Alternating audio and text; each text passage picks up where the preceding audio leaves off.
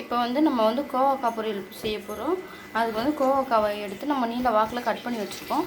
வாங்க எப்படி செய்யலாம்னு பார்க்கலாம். வாங்க. வந்து கோவக்காவை நம்ம வறுக்க போகிறோம். தேவையான அளவு எண்ணெய் ஊற்றிருக்கோம். எண்ணெய் காஞ்சோன்னா கடுகு போட்டுக்கலாம். கடுகு போட்டுக்கலாம். 2 கடலைப்பருப்பு போட்டுக்கலாம். கருவேப்பிலை போட்டுக்கலாம். கோவக்காய் எடுத்து போட்டுக்கலாம். கல் உப்பு கொஞ்சம் போட்டுக்கலாம்.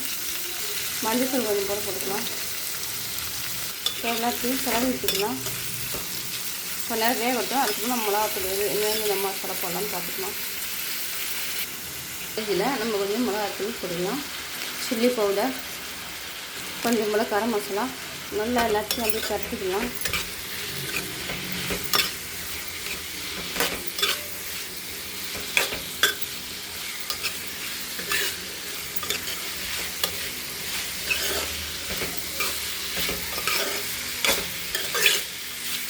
நல்லா வச்சுக்கலாம்.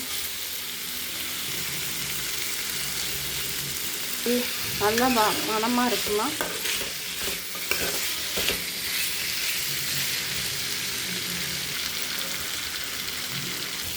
நல்லா அந்த அளவுக்கு வந்துருக்குமா.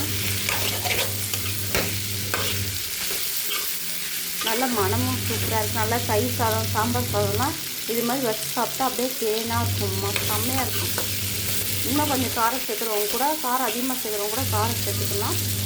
நாங்கள் எங்களுக்கு ஏற்ற மாதிரி காரம் சேர்த்துருக்கேன். பார்க்கவே அழகாக கலர்ஃபுல்லாக இருக்குது பாருங்கம்மா. இப்போ நமக்கு தேவையான கோவக்காய் ஃப்ரை ரெடிம்மா.